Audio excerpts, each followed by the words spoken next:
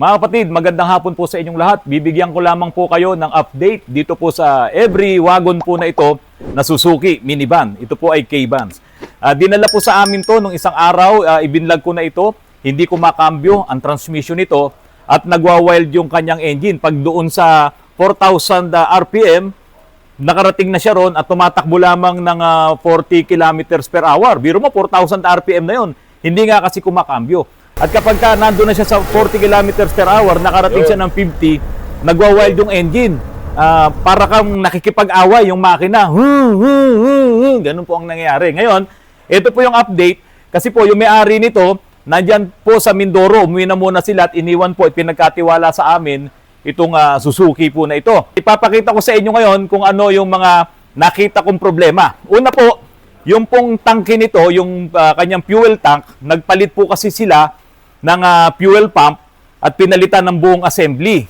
Kaso mali yung kanilang ginawa dahil yung fuel pump assembly na nilagay nila ay meron pang fuel pressure regulator. Naging dalawa tuloy ang fuel pressure regulator nito. Meron na dun sa engine, meron pa ngayon dito sa fuel pump. So ang mangyayari doon, kapag malakas ang pressure, isa doon ang biglang bubukas, kaya nawawala ngayon yung malakas ng pressure ng gasolina, napapasok ngayon doon sa kanyang port injection. So yung port injection po na yon, nakaka-detect po ngayon ng issue ng trouble codes na P0171 to lean. Ibig sabihin, kulang yung gasolina na pumapasok doon sa port injectors niya. Kaya po na-read ngayon yung DTC po na yon na P0171. So pinatay ko na muna yung fuel pressure regulator doon sa fuel pump na inilagay nila, pinalitan nila para ang magagamitin na lang natin ay yung fuel pressure regulator na built-in mismo sa makina nito. Ngayon, inangat ko po ito mga kapatid para matesting ko kung maganda ang cambio kapag nakaangat ang mga gulong. Kasi alam nyo po kami mga kapatid, kapag gumagawa po kami ng mga transmission, no? Kung iyan naman ay hindi 4x4, ang inaangat lang namin ay yung likurang bahagi kung ito ay rear drive. Pero kung front wheel drive naman, ang inaangat namin ay yung harapan. So ito, kailangan naming iangat yung buong sasakyan kasi ito po ay naka all-wheel drive. Walang selector para gawin mong 4x2, 4 high, 2 high, or 4 low. So walang ganong selector. Ito po, all-time siya na all-wheel drive po siya. Kaya inangat natin, ipapakita ko sa inyo yung mga problemang nakita namin. Okay, Tone, sige nga, ipaandarin mo nga ngayon. No? I-cambio mo sa drive, paandarin mo kung gagana yung dalawang gulong. Ayan, tingnan nyo po, dalawang sabay na gumagana yung dalawang gulong.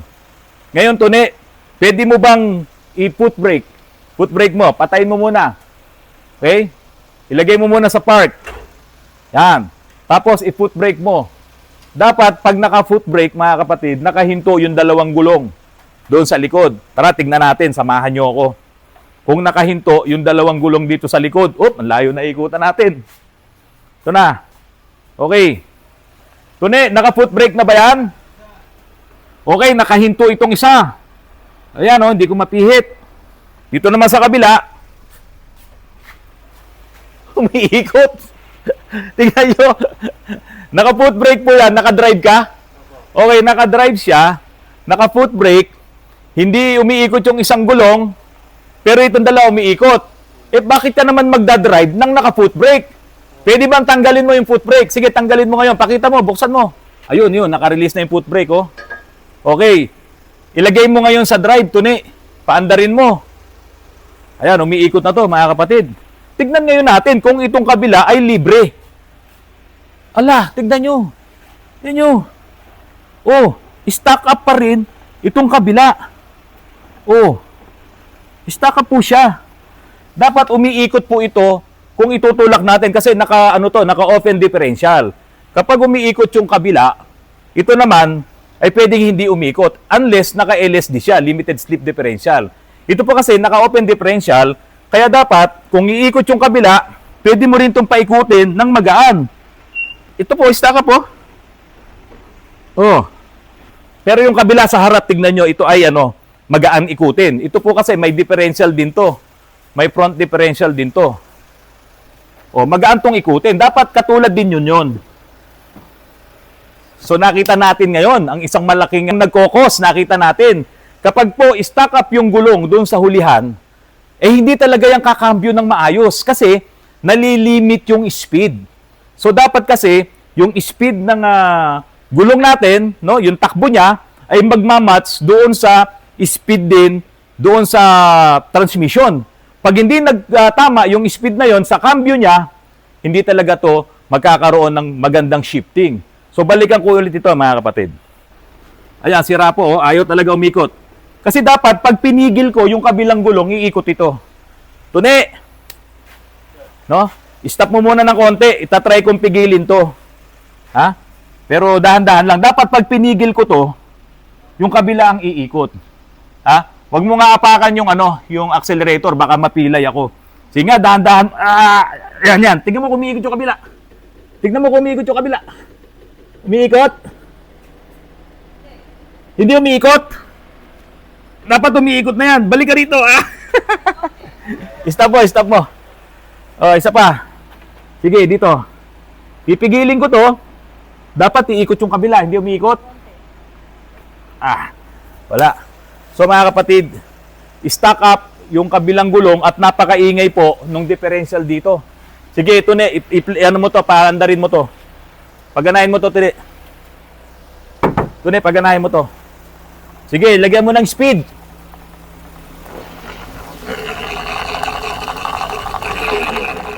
Sige.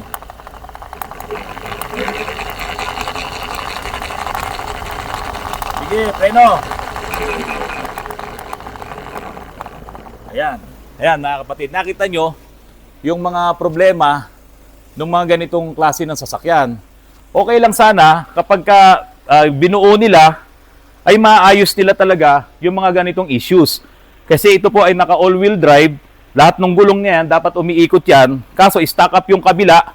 Kaya posibleng ito ngayon ang nagiging cause kung bakit hindi po kumakambyo yung transmission po nito. Ito ba ay nakapreno ka? Nakapreno ka? Ha? Okay. Hindi nakapreno, hindi maikot. Okay, ganito.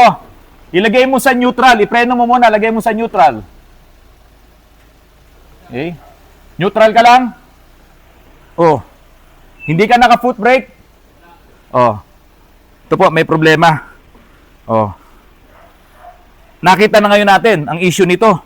Kailangan munang maayos natin na ito ay hindi nag-stack up at saka natin patatakbuhin ulit ito ng maayos. Kapag kumambyo na to, hindi na ngayon lalaki ang gastos ng may-ari po nito, isang retired na pulis. At ito nga po ay regalo daw sa kanya ng kanyang asawa.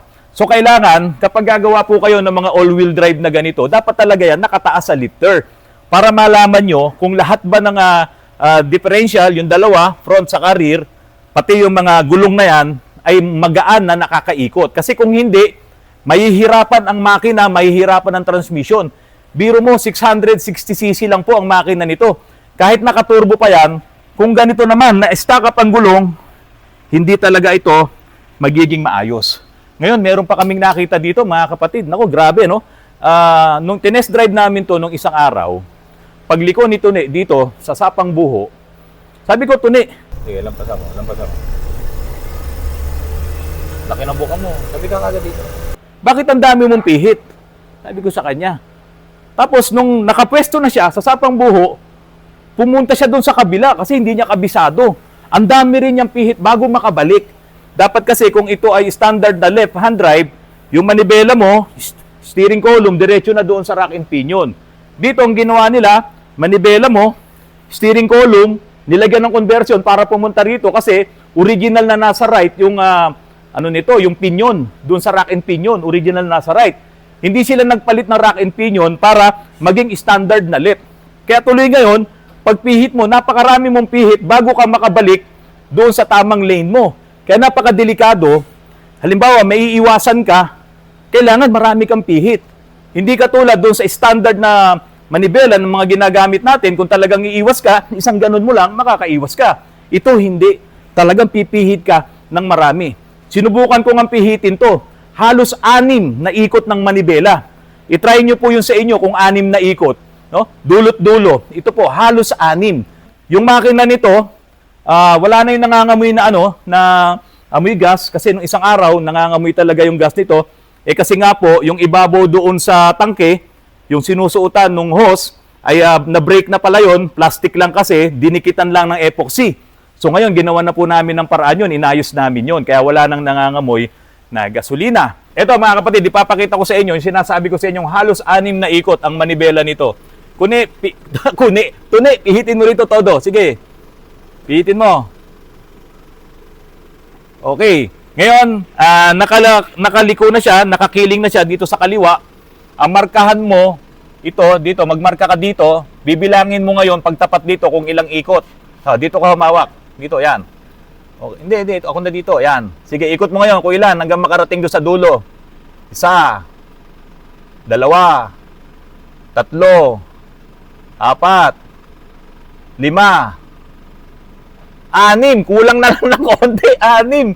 Kaya mga kapatid, biro mo kung liliko ka, magle-left turn ka o mag-U-turn ka, bago ka makabalik doon sa lane mo, pipihit ka ng 3 malaki.